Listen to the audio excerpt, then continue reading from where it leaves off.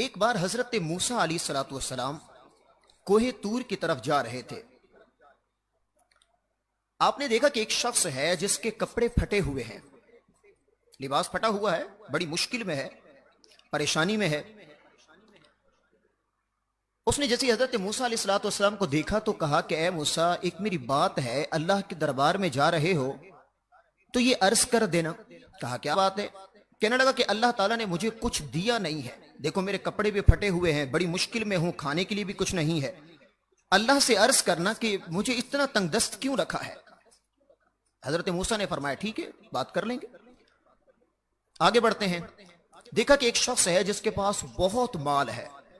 उसने हजरत मूसा को देखा और कहा कि हजरत, अल्लाह के दरबार में जा रहे हैं, अल्लाह के दरबार में ये अर्ज कीजिएगा कि मुझे इतना माल अता कर दिया है कि मुझे पता ही नहीं है कि मेरा माल कहां कहां है। आप बड़े हैरान भी हुए कि आज ये कैसा माजरा पेश आ रहा है। ठीक है जनाब, बात कर लेंगे। हजरत मूसा कोहे तूर पर जाते हैं, अल्लाह से हम कलाम होते हैं और ये मकाम हजरत मूसा को रब ने दिया है। हम कलाम होने के बाद हजरत मूसा अर्ज करते हैं कि ए अल्लाह,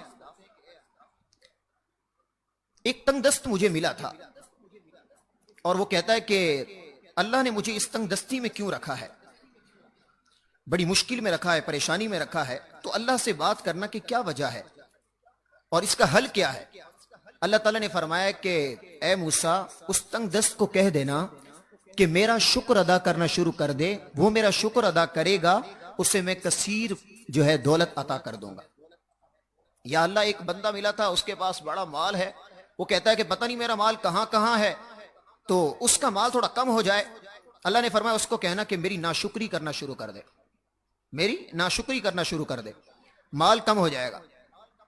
हजरत मूसा नीचे आते हैं और सबसे पहले जो है वापसी में चौंके जाते हुए मुलाकात हुई थी बाद में मालदार से, तो मालदार से पहले मुलाकात होती है। हाँ जी, बात हुई, हाँ बात हुई। अल्लाह ने फरमाया कि तुम मेरा शुक्र अदा करना छोड़ दो, तुम्हारा माल कम हो जाएगा। उसने कहा हजरत कैसी बात कर रहे हैं आप, जिस रब ने मुझे इतना माल अता किया है उसका मैं शुक्र अदा करना कैसे छोड़ दूं। अल्लाह की तरफ से वही आती है, अल्लाह फरमाता है मूसा, इस बंदे की यही कलिमात हैं कि ये शुक्र अदा करता रहता है और मैं रब इसे अता करता रहता हूं। आगे बढ़ते हैं। वो ना शुक्रा, उसने कहा बात हुई अल्लाह ताला से। हाँ जी बात हुई है। क्या बात हुई है? अल्लाह ताला फरमाता है, हजरत मूसा ने फरमाया कि अल्लाह फरमाता है तुम अल्लाह का शुक्र अदा करना शुरू कर दो, तुम अल्लाह ताला का शुक्र अदा करना शुरू कर दो। उसने कहा हजरत, अल्लाह ने मुझे दिया ही क्या है, इतनी मुश्किल में हूं, कपड़े फटे हैं, तंगदस्त हूं, बीमारी में हूं। वही आती है, ए मूसा, इसके यही कलिमात हैं जिसकी वजह से इसको मैं अता नहीं करता, ये हमेशा नाशुक्री करता रहता है। प्यारे भाइयों, इस वाकये से हमें बहुत सारी चीजें मिलती हैं सीखने को। स्पेशली तौर पर यह देखें कि नाशुक्री करने वाले की उसकी उम्र के अंदर भी वैसे नाशुक्री जो करता है वैसे ही उसकी तंगदस्ती आती है।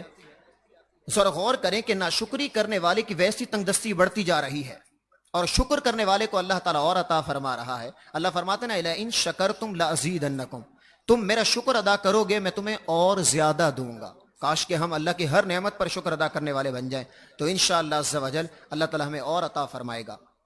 अल्लाह ताला हम सबको